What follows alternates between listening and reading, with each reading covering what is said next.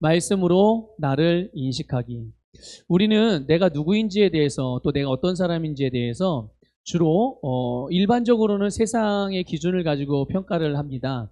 또 사람들이 부모님이나 또 내 친구들이나 동료들이나 주변 이웃들이나 누군가 나에 대하여 말해준 것 또는 다른 사람들의 모습에 비춰서 비교해봐서 나는 어떤 사람인가 이런 부분들을 생각하게 되거든요.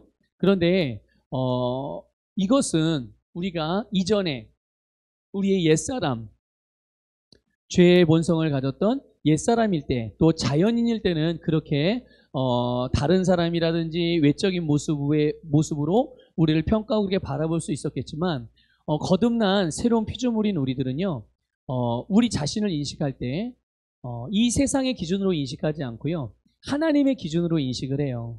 근데 하나님의 기준을 그럼 우리가 어떻게 알 수 있고, 아니 감히 어떻게 인간이 하나님의 기준을 따라갈 수가 있겠는가라고 생각할 수 있겠지만, 하나님의 기준은 다른 것이 아니라 하나님의 말씀이고, 그 하나님의 말씀이 우리에 대하여 말하는 바가 바로 진짜 우리이고, 그렇기 때문에 우리는 하나님의 말씀으로 나를 인식하는 게 우리의 삶에 있어서 가장 중요한 부분입니다. 그래서 우리 서부교회 성도님들 모두가 스스로에 대해서 평가할 때, 또 스스로를 바라볼 때도 그렇고, 또 다른 사람들, 우리 같은 또 다른 성도님들이나 또 여러분의 가족들이나 여러분의 주변에 있는 사람들을 인식하고 바라볼 때도 동일하게 말씀의 눈으로, 말씀의 기준으로 그렇게 바라보고 인식할 수 있기를 바라요. 보통 사람이 중요하게 생각하는 것이 다 각자 있거든요. 그래서 그 중요하게 생각하는 바가 있기 때문에 그 중요하게 생각하는 바는 나도 모르게 그게 말해지고 행동으로 이렇게 나타나게 돼요. 누구나 다 그렇습니다. 이제 저도 이제 목회자로서 또 우리 서북교회 담임 목사로서 우리 성도님들에게 말씀을 전하고 성도님들의 영적인 성장을 돕기 위해서 이제 목회 사역을 하고 있는데, 이제 저도 제가 이 목회 사역과 또 새로운 피조물의 계시 아래서 중요하게 여기는 바가 나도 모르게 내가 뭐 의도하지 않아도 자연스럽게 내 말과 표현들과 하는 일을 통해서 나타나게 돼요. 이제 하나의 예를 들면, 제가 중요하게 생각하는 바가 나도 모르게 이렇게 설교할 때나 상담할 때나 멘토링할 때나 뭐 코칭을 할 때나 이렇게 나타나거든요. 그 중에 하나가 이제 인식이라는 단어, 또 믿음이라는 단어, 또 사고방식이라는 단어, 또 우리라는 단어, 교회라는 단어, 이런 표현들이 이게 저도 모르게 무의식적으로 이렇게 많이 나와요. 아마 여러분들도 잘 몰랐을지 모르겠지만 가만히 지금 이 얘기를 듣고 들어오면, 아 맞아, 우리 목사님 이런 표현들 참 많이 쓰지, 이렇게 아마 생각이 되실 거예요. 이게 왜 그러냐면 제가 그걸 너무 중요하게 여기기 때문에 그렇거든요. 특별히 믿음이나 또는 인식이라는 표현이나 사고방식이라는 것, 또 이제 성품도 있죠. 이것은 다 똑같아요. 다 같은 의미입니다. 그러니까 믿음, 사고방식, 인식, 이 세 가지는 다 믿음이라는 범주 안에서 다 같은 거를 제가 다르게 표현하는 것 뿐입니다. 네. 인식도 저는 믿음이라는 것을 설명할 때 인식이라고 표현하기도 하고요, 믿음을 설명할 때 사고방식이라고 그렇게 표현하기도 해요. 네. 자, 그런데 이것처럼 우리가 잘 아는 사도 바울 같은 경우도 성령의 감동을 따라서 이제 성경을 기록을 했죠. 서신서들을 기록을 했는데 서신서들을 기록하면서 아주 중요하게 여기면서 강조된 표현들이 몇 가지가 있어요. 그 중에 하나가 뭐냐 하면 알다라는 단어예요. 알다라는 단어입니다. 네. 그래서 바울은 교회가 이 바른 지식, 바른 지식이 다른 게 아니라 하나님의 말씀이죠. 이 말씀의 지식을 제대로 아는 것을 너무 중요하게 여겼어요. 그래서 이 말씀을 아는 것을 너무나도 중요하게 여겼기 때문에, 그래서 바울은 항상 믿음의 사람들, 이미 예수를 믿고 거듭난 하나님의 성도들의 어떤 믿음을 점검하고 재확신시키는 이 사역에 굉장히 많은 시간을 보냈습니다. 물론 복음을 전혀 듣지 못했던 사람들에게 복음을 증거하는 일에도 많은 시간을 쏟았지만, 그 시간보다는 오히려 복음을 알고 이미 성도된 자들에게 그들의 신앙을 더욱더 붙잡아주고 더 바른 신앙, 더 높은 차원의 삶을 살아갈 수 있도록 더 그러니까 영적인 성장을 도모하는 일에 더 많은 시간과 에너지를 열정을 쏟아 부었다는 거예요. 근데 그 이유가 있습니다. 아니 그냥 일단은 무조건 예수를 믿게 해야 되는 거 아닌가라고 생각할 수 있지만 바울이 그렇게 이미 거듭난 성도들에 대하여 다시금 말씀의 이 계시 지식을 알게 하기 위해서 말씀을 제대로 알게 하기 위해서 그렇게 많은 노력과 시간을 들였던 그 이유는 성도들이 자기 성도의 정체성, 그러니까 그리스도인으로서의 정체성, 우리가 말하면 우리식으로 말하면 이런 거죠. 그리스도 안에서 나는 누구고, 그리스도 안에서 나는 무엇을 가지고 있고, 예수 그리스도 안에서 나는 무엇을 하며 살아가는 자인가, 무슨 일을 할 수 있는 자인가, 이런 부분들을 지속적으로 상기시켜 주지 않으면 성도들의 삶에서 자기가 알고 있다는 말씀, 또 자기가 믿고 있다는 그 말씀의 결과를 그들의 삶에서 제대로 나타내지 못한다는 것을 이 사도 바울은 알고 있었던 거예요. 다른 말로 표현하면 이런 겁니다. 성도들이 나는 말씀을 알아, 나는 예수를 믿어, 나는 이런 믿음을 가지고 있어 라고 생각을 하지만 실제로 그들의 삶에서 자기가 알고 있다고 생각하는 말씀과 자기가 믿고 있다라는 그 말씀에 대한 정확한 결과들을 나타내거나 또 경험하거나 그걸 열매로 거두어들이지 못하는 것. 왜 그러냐면 그것은 바로 그들이 하나님의 말씀을 제대로 모르거나 그들의 삶에서 평소에 인식하고 살아가지 않기 때문에. 그러니까 사도 바울은 어떻게 하냐? 계속 안다고 여겼지만 그 안다고 하는 그 내용을 반복적으로 설명해주고 반복적으로 가르쳐주고 반복적으로 인식할 수 있도록 계속 성도들과 교회들을 도왔던 것입니다. 그래서 반복해서 정확한 말씀을 성도들에게 알려주고 확인시켜주는 일들. 어쩌면 여러분들도 지금 그렇게 말씀을 듣고 배우고 신앙생활을 하고 있는 거죠. 아마 여러분들도 경험해 보셔서 이미 아실 거예요. 이게 뭐냐 하면 내가 분명히 나는 말씀을 알고 있다고 생각을 했어요. 나는 분명히 믿다고 여겼죠. 그렇게 생각을 했어요. 그런데 막상 내가 어떤 상황들을, 어떤 일을 딱 맞닥뜨렸을 때, 어떤 사건들을 딱 만났을 때 그 일들에 대하여, 그 사건에 대하여 이미 내가 알고 있고 믿고 있다고 생각했던 말씀의 반응이 내게 잘 나오지 않고, 그러니까 어떤 사건을 딱 만났는데 그거를 나는 분명히 말씀을 믿었어요. 나는 분명히 말씀을 알고 있었다고 그렇게 생각을 했어요. 그런데 막상 어떤 상황을 만나고 어떤 그 환경을 만나고 어떤 사건을 딱 만났는데 그거를 대하고 그거를 처리하고 그거를 다루는 나의 반응이 내가 알고 있고 믿고 있던 그 말씀의 내용과는 다른 반응으로 나타나게 되는 거죠. 그게 어떤 반응이에요? 우리가 잘 아는 감각적인 반응이죠. 감정적으로 다루게 되고 육신적으로 다루게 되고 때로는 경험적으로 다루게 되고 때로는 세상적인 반응, 자연인의 반응으로 다루게 되는 거죠. 자연인의 반응.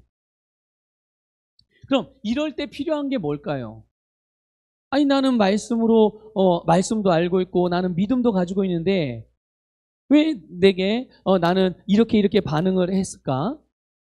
왜 나는 이렇게 육신적이고 감정적이고 혼적인 반응을 했을까? 왜 나는 말씀에 의지하지 않고 왜 나는 내 경험을 바탕으로 해서 이 일을 처리했지? 이제 이렇게 알아지거나 깨달아질 때가 있을 거 아니겠습니까? 그러면 이제 그때 필요한 게 뭐냐면 바로 내가 나의 정체성을 다시 한번 기억해내는 거예요.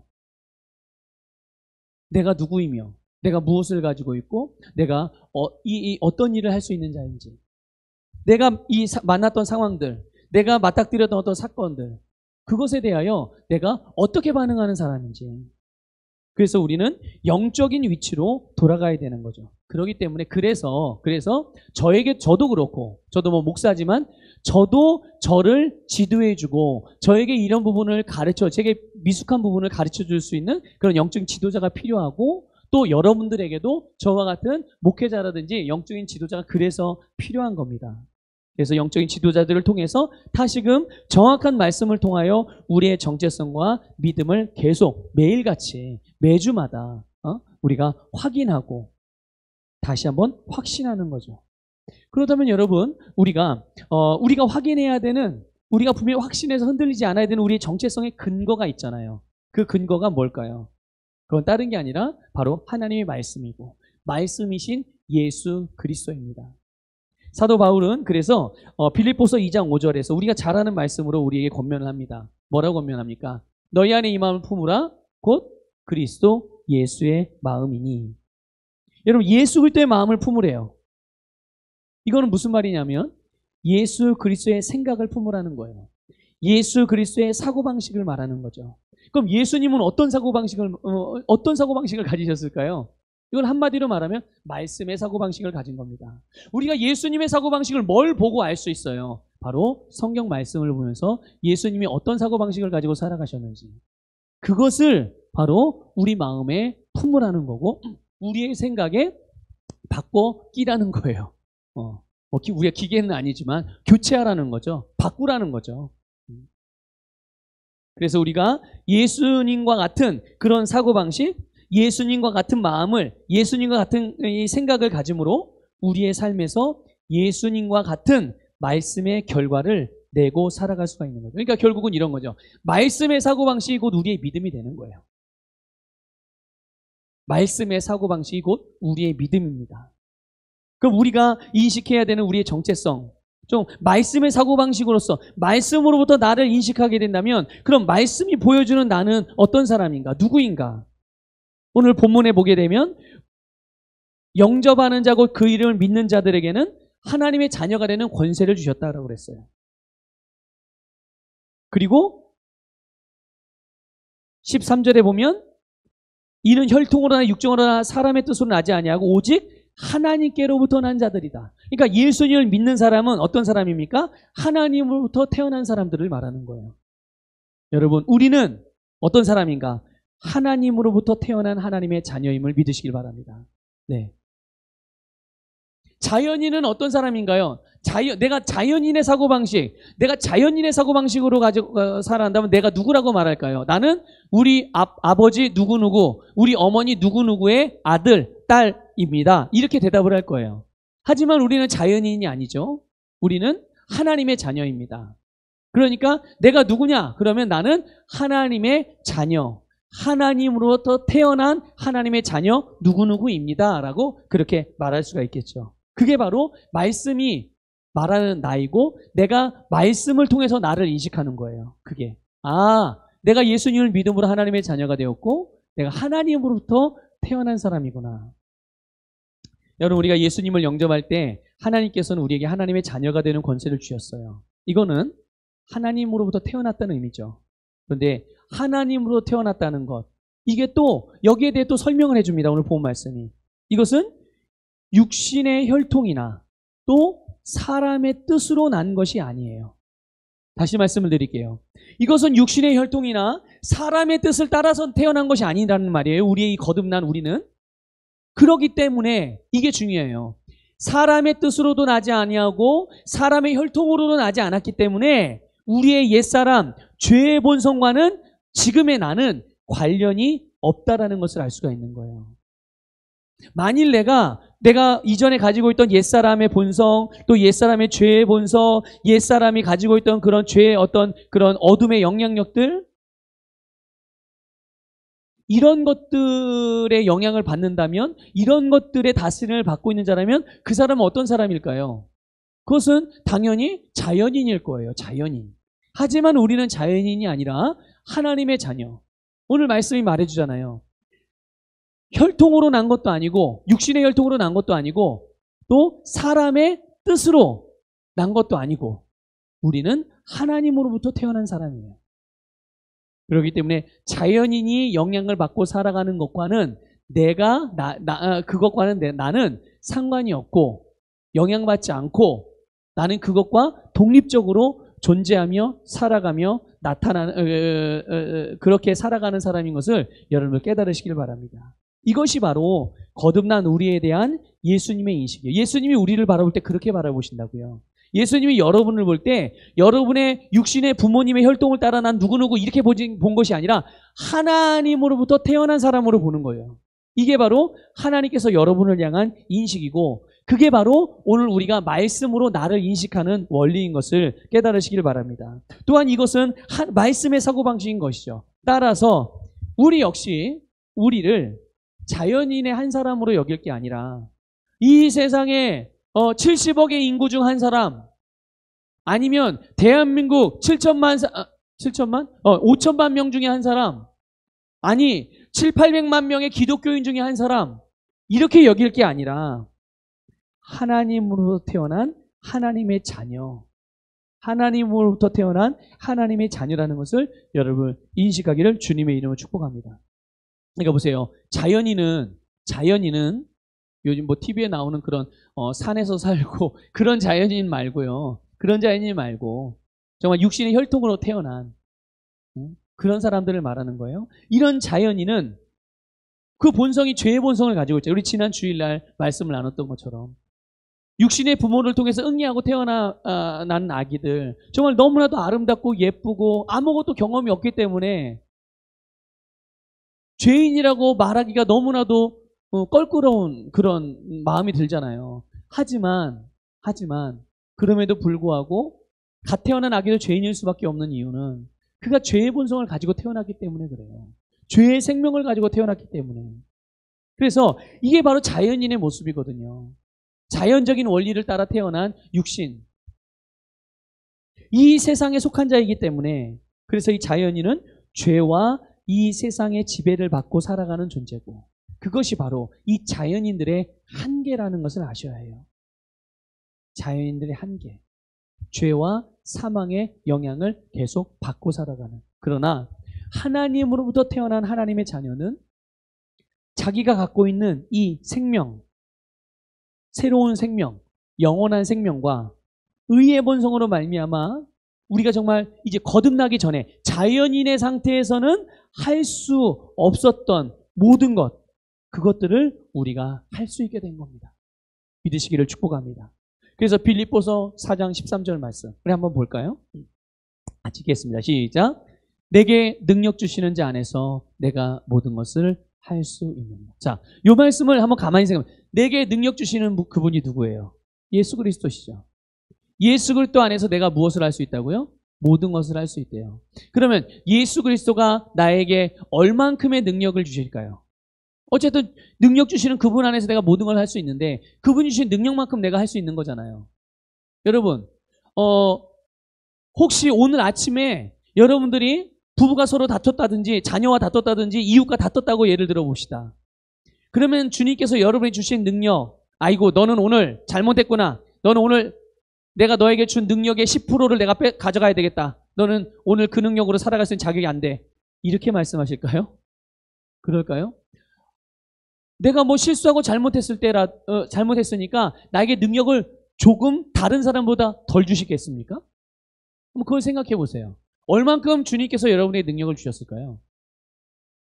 여러분, 주님께서 가지신 모든 능력은 어디에 있습니까? 예수 그리스도의 이름 안에 있습니다. 그런데 그 이름을 누구에게 주셨어요? 우리에게 주셨어요. 그러니까 그분 이름 안에 담겨있는 모든 능력을 우리가 받았고, 우리는 그 능력을 사용할 때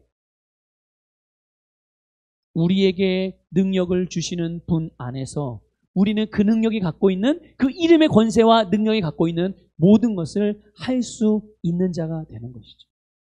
우리는 그래서 모든 것을 할 수 있는 본성, 이 본성은 어디로부터 온 것일까요? 예수 그리스도로부터 온 거예요, 여러분. 거듭난 나의 본성은 내가 뭔가 잘하고 열심히 해서 교회를 다녀서 얻어진 그런 본성이 아니고, 우리가 다시 태어날 때 예수님께서 가지신 생명과 동일한 생명과 예수님이 가진 본성과 동일한 본성으로 우리는 다시 태어났고, 우리는 그 본성을 가지고 있으므로 우리는 주님께서 하시는 모든 일을 다 할 수가 있는 거죠. 이게 바로 오늘 저와 여러분의 능력이고, 오늘 모든 믿음의 사람들, 거듭난 자들의 능력이라는 것을 깨달으시기를 축복합니다. 여러분, 이제 어떤 것이든 할 수 없다, 못한다, 싫다 이렇게 말하지 마시고 예수님과 같이 모든 일에 예만 되시기를 축복합니다. 모든 일에 아멘만 되시기를 주님의 이름으로 축복합니다. 왜 그렇습니까? 주님께서 우리에게 뭔가를 말씀하셨다면 그것은 내게 불가능한 일을 주님께서 나에게 말씀하시지 않아요. 여러분, 이것을 분명히 아셔야 합니다. 하나님께서 우리에게 뭔가 말씀하실 때는 절대로 내가 불가능한 것을 말씀하시는 법이 없어요. 말씀하셨다면 그게 나의 육신적인 생각으로든 내 경험적인 지식으로든 아니면 사람들이 나에게 알려준 정보에 의해서든 그것을 다 종합해서 계산해보고 그랬을 때 이거는 내가 할 수 없는 일이라고 여러분의 이성이 그렇게 말하고 여러분의 감각이 그렇게 여러분들에게 그런 느낌을 갖게 할지라도 하나님께서 나에게 그것을 말씀하셨다면 주님 안에서 주님이 바라보는 나는 바로 그것을 할 수 있는 능력을 가진 사람이라는 거예요. 그게 바로 말씀으로 나를 인식하는 방법이죠. 여러분을 그렇게 바라보시기를 주님의 이름으로 축복합니다. 그러니까 우리가 품어야 하는 예수 그리스도의 마음, 그것은 바로 그분의 사고방식이고 그것은 바로 말씀이 말하는 나, 하나님으로부터 태어난 하나님의 자녀, 바로 그것이 저와 여러분임을 깨달으시길 바랍니다. 그러므로 여러분, 무엇을 하든지 내가 하나님의 자녀라는 이 인식, 이 믿음, 이 사고방식에서부터 시작하시길 바랍니다. 여러분 무슨 말을 하든 하나님의 자녀로서 말하세요. 여러분 만일 내가 하나님의 자녀로서 말한다면 내가 나의 자녀에게, 아니 나의 부모에게, 나의 사랑하는 아내에게, 나의 사랑하는 남편에게, 나의 사랑하는 친구, 동료, 이웃에게 XX라고 욕지거리를 할 수 있겠습니까? 내가 하나님의 자녀로서 말하는데요. 내 지금 말하는 말이 내가 하나님의 자녀이기 때문에 나는 하나님의 자녀가 지금 말하고 있는데 거기다가 대고 욕을 하고 저주를 퍼붓고 그렇게 할 수가 있을까요? 그렇게 할 수 없죠. 당연히. 왜요? 내가 누군데요? 내가 하나님의 자녀니까요. 여러분 무슨 말을 하든 하나님의 자녀에서부터 말하십시오. 내가 하나님의 자녀라는 이 믿음에서 여러분의 행동을 시작하십시오. 여러분 하나님의 자녀라는 이 믿음에서 여러분이 하는 일을 하십시오. 여러분이 하나님의 자녀라는 그 사실 앞에서 여러분의 주변 사람들과 관계들 안에서 그렇게 교제하시길 바랍니다. 여러분이 하나님의 자녀로서 사명을 감당하시길 바랍니다. 여러분이 하나님의 자녀로서 봉사의 일을 하시기 바랍니다. 여러분이 하나님의 자녀로서 여러분의 사역을 감당하시길 바랍니다. 능력 주시는 자 안에서 우리는 모든 것을 할 수 있어요. 하나님의 자녀라면 여러분 불가능한 것은 없는 것입니다. 오늘 저와 여러분이 그러한 자이므로 이 코로나19 사태로 인해서 정말 모든 것이 마비가 되고 제한을 받고 있지만 그러나 우리는 능력 주시는 예수 그리스도 안에서 모든 것을 할 수 있는 하나님의 자녀이므로 코로나19 바이러스에 대하여도 여러분 하나님의 자녀로서 서시기를 바랍니다. 다루시길 바랍니다. 여러분이 방역수칙을 지키는 것도 내가 하나님의 자녀로서 그 방역수칙을 지켜나가시길 바라요. 여러분이 뉴스를 통해서 어떤 정보를 듣는다 하더라도 내가 하나님의 자녀로서 그것을 이 주님의 말씀에 비추어서 그것이 진실인지 거짓인지를 분별하고 하나님의 자녀로서 들을 것만 들으시며 수용할 것만 수용하시고 그렇지 않은 것은 거절하고 하나님의 자녀로서 모든 일을 행하시기를 주님의 이름으로 축복합니다. 하나만 더 우리가 좀 나누고 오늘 말씀을 마무리하도록 하겠습니다.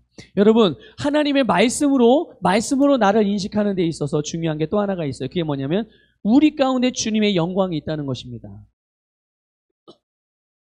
어디에 있다고요? 영광이? 주님의 영광이 우리 가운데. 본문 14절 말씀 읽어볼게요. 있습니다. 시작. 말씀이 육신이 되어 우리 가운데 거하심에 우리가 그의 영광을 보니 아버지의 독생자의 영광이요 은혜와 진리가 충만하더라. 아멘. 여러분 말씀이 되어 오신 예수님, 그렇죠? 예수님은 성육신 하신 분이시죠. 말씀이 육신으로 오신 분이 바로 우리가 알고 있는 예수님입니다. 근데 그 예수님이 어디에 거하신다고 14절을 말하고 있어요? 우리 가운데 거하셔요. 그 주님이 바로 우리와 함께 계십니다. 우리와 함께 살고 계세요. 그러므로 우리가 그분의 영광을 본다고 그랬습니다. 지금 14절 말씀에 우리가 그의 영광을 보니. 자, 그러면 여러분 한번 질문에 답해 보세요. 그분의 영광이 어디 있나요? 주님의 영광이 어디 있습니까? 말씀의 영광이 어디 있습니까? 말씀이 육신이 되어 우리 가운데 거하심에, 우리 안에 거하심에 우리가 그 영광을 봅니다. 그 영광이 어디 있습니까? 바로 우리 안에 있습니다. 우리 가운데 있습니다. 결국 여러분 주님의 말씀이 우리 안에 거할 때. 그럼 이렇게 질문해 볼 수 있겠죠. 여러분 안에 말씀이 거하고 있습니까? 아멘이죠. 아멘. 우리 안에 주의 말씀이 있어요. 그러니까 우리 안에 말씀이 거할 때. 그래서 갈라디아서 2장 20절은 사도 바울은 이렇게 표현해. 이 부분을 이게 똑같은 의미인데 다르게 표현한 거예요. 뭐라고 표현했습니까? 우리가 사는 거, 이제 내가 사는 것은 내가 사는 게 아니라 누가 사는 거라고요? 내 안에 계신 예수님께서 사시는 거예요. 그러므로 우리 속에 바로 말씀이 거하고 주님이 거하고, 그러니까 우리 안에 주님의 영광이 있고 우리는 우리 안에 있는 주님의 영광을 보는 것이죠. 우리 안에 그분의 영광이 있음을 인정하고 우리 안에 주의 영광이 있음을 인식하며 살아가기를 주님의 이름으로 축복합니다. 그러니 내 안에 보세요. 찬송가가 있습니다. 찬송가. 이 찬송가가 내 안에 있어요. 내가 이제 오른쪽으로 갑니다. 이렇게 가요. 그러면 이 영광이 어디로 가죠? 이 찬송가가 어디로 가요? 제가 오른쪽으로 갈 때 같이 가요. 제가 왼쪽으로 갑니다. 그럼 이 찬송가는 어디로 가죠?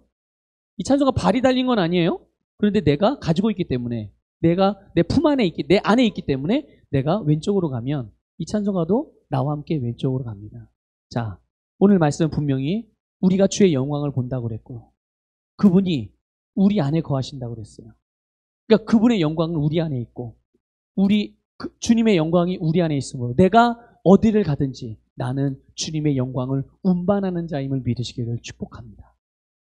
주님의 영광은 내가 움직이는 움직임을 따라서 역사한다는 것을 여러분들 깨달으시기를 주님의 이름으로 축복합니다.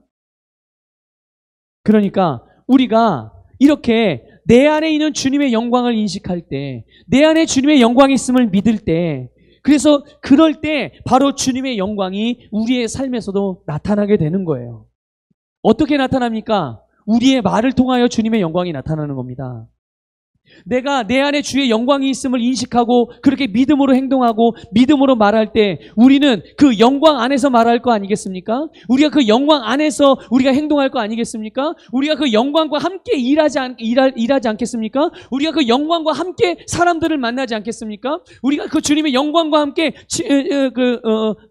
취미생활을 하지 않겠습니까? 우리가 주님의 영광과 함께 주님을 예배하지 않겠습니까? 그렇죠? 우리 안에 주님의 영광이 있으니까 내가 그것을 믿을 때, 내 안에 주님의 영광이 있음을 인정하고 그것을 인식할 때 우리는 말하는 것이나 생각하는 것이나 행하는 것이나 무엇을 하든 우리는 주님의 영광 안에서 모든 것을 하게 되는 것이고, 그렇게 될 때 우리의 삶을 통하여서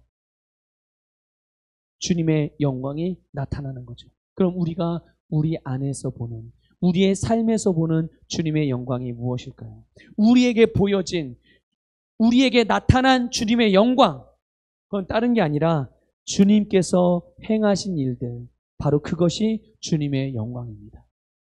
주님께서 행하신 일들, 어떤 일을 행하셨습니까? 치유와 구원과 영생과 부요와 기적과 용서와 사랑과 승리. 여러분, 이 영광은 그냥 나타난 게 아니잖아요. 그렇죠? 예수님이 가만히 있는데 그냥 이게 알아서 뽕뽕뽕 무슨 이렇게 그런 식으로 나타났나요? 아니죠. 은혜와 진리가 충만함으로 나타난 영광이에요. 은혜와 진리가 충만함. 보세요. 우리가 그의 영광을 보니 우리 가운데 거하시는 그 영광을 봤어요. 그게 누구의 영광이에요? 아버지의 독생자 예수 그리스도의 영광이고, 그 영광을 바라보니 은혜와 진리가 충만함으로 나타난 영광. 은혜와 진리가 충만함으로 예수님의 삶에서, 예수님의 사역에서, 예수님의 행하는 일들에서 영광이 나타나게 되는 것이죠. 여러분, 은혜가 무엇입니까? 은혜는 우리에게 값없이 베푸신 하나님의 호의잖아요. 그런데 놀랍게도 이 은혜가 정말 은혜가 있어요. 은혜가 정말 능력이 있습니다. 그게 뭐냐 하면 우리는 이 주님의 은혜로 인해서 우리가 스스로 할 수 없는 것을 할 수 있게 되었다는 사실이에요.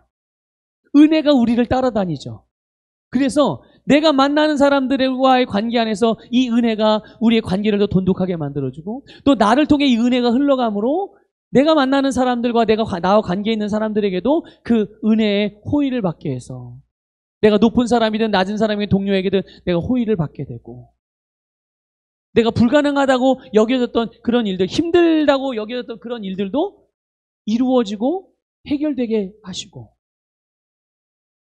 그래서 주님의 충만한 은혜로 인하여 치유도 나타나고 구원도 나타나고 영생도 부요도 기적도 용서도 사랑도 승리도 다 우리에게 나타나게 되는 줄 믿으시기를 축복합니다. 이게 주님의 은혜예요. 우리가 뭔가를 잘하고 못하고 이런 게 아니라 주님의 은혜로서 우리에게 예수님에게 나타난 주님의 영광이 동일하게 나타나게 되는 줄 믿습니다. 여러분의 삶에서 어떤 영광이 나타나기를 원하세요?